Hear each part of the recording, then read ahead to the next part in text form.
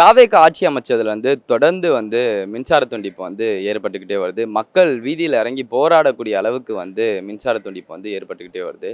இதுக்கு அமைச்சருடைய பதிலா என்ன இருக்குன்னு அப்படின்னு பார்த்தோம்னா, திமுக தான் காரணம் அப்படின்னு சொல்லிட்டு தொடர்ந்து எல்லா பிரச்சனைகளுக்கும் திமுகவை காரணம் காட்டுறத மக்கள் எப்படி பார்க்குறாங்க அப்படின்னு சொல்லிட்டு மக்கள்கிட்ட கேட்டு தெரிஞ்சுப்போம் வாங்க. இல்லை, ஒரு சில இடத்துல தான் இந்த ப்ராப்ளம் தான் கேள்விப்படுறோம், நியூஸில் பார்க்குறோம், சமீபத்தில் கேள்விப்படுறோம். ஒரு சில இடத்துல இந்த மின்சார பிரச்சனை இருக்குது. இதுக்கு அமைச்சர் ஆ என்ன சொல்றாருன்னா, இதுக்கு திமுக தான் காரணம் அப்படிங்கிறாரு. திமுக ஒரு பிரதான கட்சிமா. அவங்க இந்த மாதிரி சின்ன சின்ன வேலைகளை தப்பெல்லாம் பண்ண மாட்டாங்கம்மா. அவங்களுக்கு வேலை நிறைய இருக்குது. மின்சார தட்டுப்பாடு பண்ணி பொதுமக்களை கெடுக்கணும் அந்த எண்ணெல்லாம் இருக்காது, யாருக்குமே இருக்காது. புதிய நம்ம தமிழக முதல்வருக்கும் அந்த இது இருக்காது, யாருக்குமே அந்த எண்ணங்கள் இருக்காதுமா. பொதுமக்களுக்கு இடையூறு யார் நினைப்பா சொல்லுங்கள்? அது தப்பான இது கருத்துமா. அது இது அபாண்டமான குற்றச்சாட்டு. அரசு எந்த அரசாக இருந்தாலும் ஒரு அரசு முடிஞ்சு அடுத்த 5 ஆண்டுகளில் புதிய அரசு அமையுதுன்னா அந்த அரசு அதை சவாலாக ஏற்றுக்கிட்டு அந்த அரசு தான் தீர்மானம் பண்ணணும். அந்த அரசு தான் நல்ல சூழ்நிலையை உருவாக்கி கொடுக்கணும் மக்களுக்கு.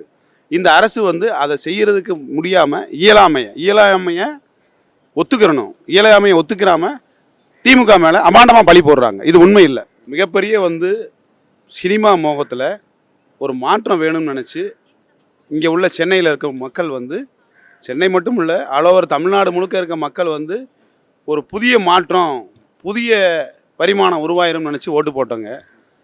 ஆனால் அது அத்தனையுமே இன்றைக்கி தவிடு பொடியாக்கி இவர் சினிமாக்காரர், இவர் நடிக்க மட்டும்தான் லாய்க்கு, சரிங்களா, பீஸ் கேரியரை பிடுங்கி வச்சுட்டு இதனால தான் சென்னையில் கரண்ட் கட் ஆயிடுச்சுன்னு சொல்லி ஒரு நாடகத்தை காட்டுறாரு. அது உண்மை இல்லை. இவரோட இயலாமை, இந்த அரசோட இயலாமை, ஒட்டு மொத்தமாக இந்த அரசு வெகு விரைவில் தூக்கி எறியப்படணும். அப்போ தான் இந்த கரண்ட் கட்டுக்கு முழு தீர்வு கிடைக்கும். என்ன நினைக்கிது? நேற்றா ராதாகிருஷ்ணன் சொல்லியிருக்காரு, ஐஏஎஸ் ராதாகிருஷ்ணன் சொல்லியிருக்காரு, இது இரவு நேரத்தில் தடைப்படுறது உண்மை தான், இது மின் பகிர்மானத்தில் குறை இருக்குது அப்படி இப்படின்னு சொல்லியிருக்கிறாரு. அதான் உண்மை.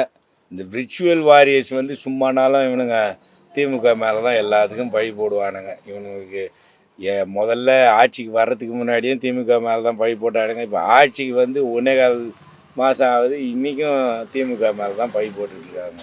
இவங்களுக்கு திமுக மேலே பழி போடுறது தவிர வேறு எதுவும் இவங்களுக்கு தெரியறதா எனக்கு தெரியல. எல்லாம் இருக்கிற அமைச்சர்கள்லாம் பார்த்தா கூட எவன் என்ன பேசுகிறான், எதை செய்கிறான் என்னான்னு ஒன்றும் சொல்லுங்க. எவன்னு சொல்கிறத விட மாண்புமிகுக்கள் யாருக்கும் ஒன்றும் எவன் அவன்லாம் சொல்லக்கூடாது. அவங்கள அமைச்சருங்க தான், அதை எடுத்துடலாம். இருந்தாலும் இவங்களுக்கு ஒன்றும் தெரியல. இவங்களுக்கு எப்படி ஆட்சி நடத்தணும், எப்படி கவர்மெண்ட் சர்வெண்ட்டை அணுகணுன்றது இவங்களுக்கு தெரியல. அதனால் வர வேணை தான் இது. இல்லை, தாவேகா ஆட்சிக்கு வந்ததுக்கப்புறம் கரண்ட்டு கட் ஆகுதுன்னு சொல்ல முடியாது. அது எலக்ட்ரிசிட்டி டிபார்ட்மெண்ட்டை ப்ரொஜெக்ஷன் இப்போ paste on the population every year அவங்களோட ப்ரொடக்ஷன் கெப்பாசிட்டியை இன்க்ரீஸ் பண்ணணும். அட்டாமிக்கு பவர் பிளான்ட் எதாவது இருந்தால் அதுக்கும் கவர்மெண்ட்டோ எதிர்கட்சி அதை எடுத்துகிட்டு வரக்கூடாதுன்னு ஆஃப் பண்ணுறாங்க. இதுக்கும் தாவேகாவுக்கும் சம்மந்தம் கிடையாது. கன்சர்ன் டிபார்ட்மெண்ட்டோட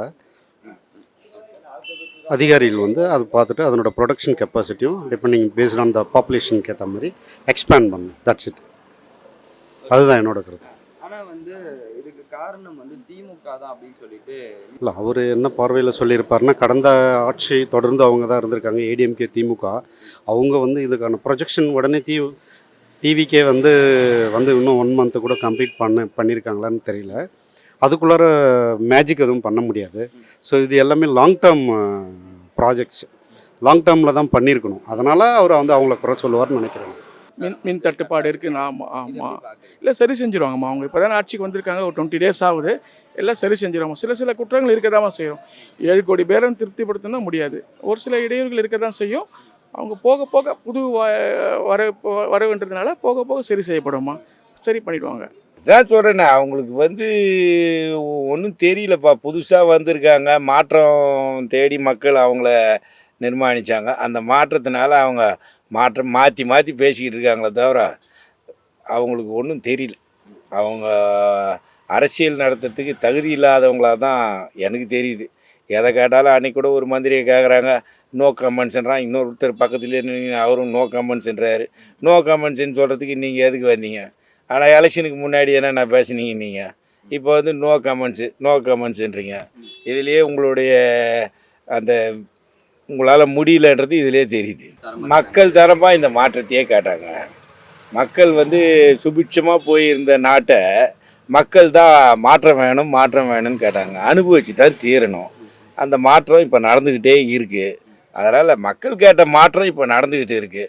முதல்ல நைட்டில் நிம்மதியாக தூங்கினாங்க, பவர் கட் இல்லாமல் பிரச்சனை இல்லாமல் இருந்தது. மாற்றம் கேட்டாங்க, பவர் கட் ஆகுது. அவ்வளோதான், வேறு ஒன்றும் சொல்கிறதுக்கு இல்லை இது. அதனால் மக்கள் கேட்ட மாற்றம் நடந்துக்கிட்டே இருக்குது, இன்னும் நடந்துக்கிட்டே இருக்கும். நடக்கிற பாலியல் வன்கொடுமையெல்லாம் 85 வயசு கழிவியை கூட பாலியல் வன்கொடுமை பண்ணுறதா நியூஸில் பார்க்குறோம். நடந்துக்கிட்டே தான் இருக்குது. திமுக ஆட்சிலையும் 1-2 நடந்தது, இல்லைன்னா மறுக்க முடியாது. அவங்களும் ஆக்ஷன் எடுத்தாங்க. இப்போ அப்போல்லாம் இவங்க என்ன பேசுனாங்க? எங்கே பார்த்தாலும் கொலை நடக்குது, எங்கே பார்த்தாலும் கொள்ளை நடக்குது, எங்கே பார்த்தாலும் பாலியல் வன்கொடுமை நடக்குதுன்னு. இப்போ மட்டும் நடக்காமையாக இருக்குது. ஒரு நாளைக்கு பேப்பரில் பார்த்தா 100 பேர் இதை பற்றியே தான் பேசிக்கிட்டு இருக்கான். இதை பற்றி இப்போ சிஎம் எதுவும் வாயை திறக்கிற மாதிரி இல்லை, ஆதவ அர்ஜுனா எதுவும் வாயை திறக்கிற மாதிரி இல்லை. அவங்க வந்து வேறு மாதிரி அரசியலுக்கு போகிறாங்க. இப்போ மாரிதாஸ் அரெஸ்ட் பண்ணது, இந்த மாதிரி விஷயத்தெல்லாம் போகிறாங்க. மாரிதாஸ் கூட வெளியே வந்துட்டு தான் சொல்கிறாங்க, நேற்றே ஜாமீனில் வந்துட்டு தான் சொல்கிறாங்க. ஏன் வந்தார், ஏன் பிடிச்சி போடாருன்னு ஒன்றும் ஒரு காரணமும் தெரியல. இதுக்கெல்லாம் மக்கள் கேட்ட மாற்றம் தான் இந்த மாற்றம். அதனால் மக்கள் கேட்ட மாற்றத்துக்கு ஏற்றபடி ஆட்சி நடக்குதுன்னு எப்படி பார்க்குறேன்னா, இதுக்கு முன்னாடி என் கட்டாவில் தாவைக்கு ஆட்சிக்கு முன்னாடி ஒழுங்காக தானே இருந்தது கரண்ட் எல்லா ஏரியாவும் தமிழ்நாடு ஃபுல்லாக. இப்போ ஏன் அந்த பிரச்சனை வருது? கரெக்டாக நான் கேட்குறது. சரி, டிரான்ஸ்ஃபார்மர் ஃபால்ட்டுன்னு சொல்கிறல்ல, அந்த டிரான்ஸ்ஃபார்மர் இது வரைக்கும் சீரமைக்கல. நீங்கள் சீரமைக்கணுமா இல்லையா? அமைக்கல இல்லை. அப்போ யாருடைய தப்பு இது? ஏற்கனவே பண்ண ஆட்சியை தவற பண்ணிவிட்டு இவன் தாவேக மேலே போடுறதுக்காக இந்த மாதிரி சூழ்ச்சி. யார் பண்ணதுன்னா நீங்கள் புரிஞ்சுக்கணும். இந்த பிரச்சனை தாவேகாக்கு முன்னாடி இருந்துச்சா? நான் கேட்குற கேள்வி புரிஞ்சு இல்லை. அப்போ இப்போ மட்டும் வருது இல்லை. அப்போ இது டெலிபரேட்டாக வேணும்னு பண்ணுற மாதிரி தானே இருக்கு. வேணும் யார் நீங்கள் புரிஞ்சுக்கணும். இது அண்டர்ஸ்டாண்டிங். யார் இதுக்கு முன்னே யார் கண்டிப்பாக இருப்பாங்க. அமைச்சர் வந்து என்ன சொல்றாருன்னா, இதுக்கு திமுக தான் காரணம் அப்படிங்கிறாரு. திமுக வந்து ஒரு பிரதான கட்சிமா. அவங்க இந்த மாதிரி சின்ன வேலைகளை தப்பெல்லாம் பண்ண மாட்டாங்கம்மா. அவங்களுக்கு வேலை நிறைய இருக்குது. மின்சார தட்டுப்பாடு பண்ணி பொதுமக்களை வந்து கெடுக்கணும் அந்த எண்ணெல்லாம் இருக்காது, யாருக்குமே இருக்காது. புதிய நம்ம தமிழக முதல்வருக்கு அந்த இது இருக்காது, யாருக்குமே அந்த எண்ணங்கள் இருக்காதுமா. பொதுமக்களுக்கு இடையூறு யார் நினைப்பா சொல்லுங்கள்?